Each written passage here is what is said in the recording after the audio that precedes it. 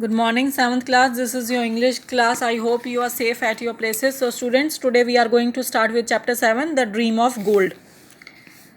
Some 30 years ago, when my husband Vijay and I were newlyweds, we moved to a village in Sri Lanka's beautiful hill country with the joy of exchanging vows and golden rings fresh in our hearts.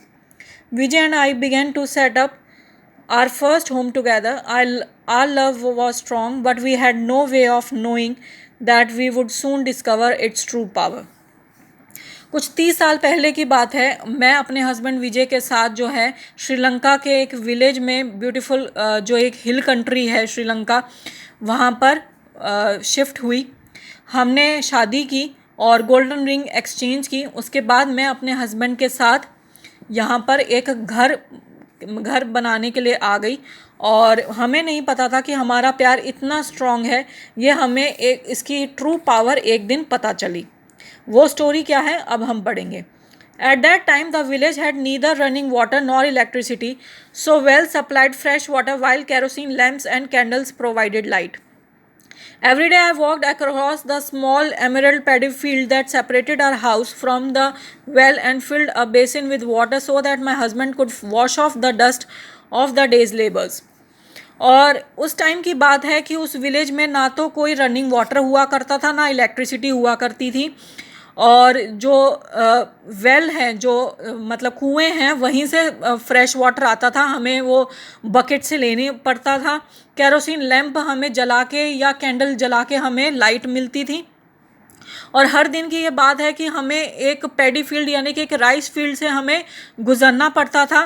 वो हमारे house को और उस कुएं को separate करके रखता था. बीच में एक हमारा खेत पड़ता था जिसमें राइस उगी हुई थी.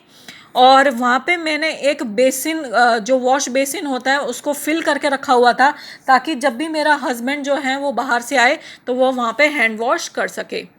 One warm evening, as Vijay vigorously shook the water from his hands, his wedding ring slipped from his finger and flew towards the paddy field and the well. We stared into the darkening night, feeling utterly helpless. We will look for it in the morning, Vijay comforted me.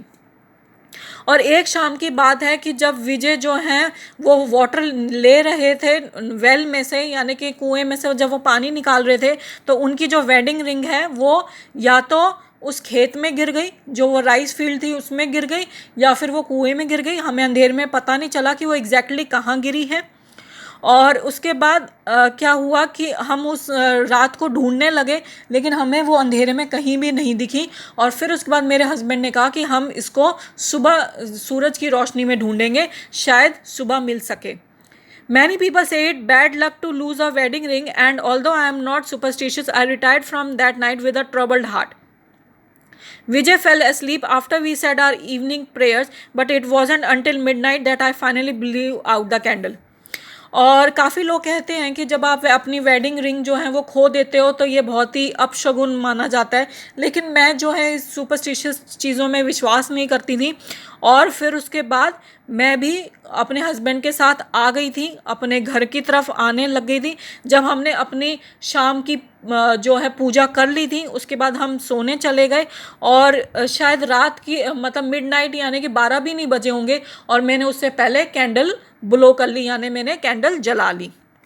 So that's all for today students. Thank you.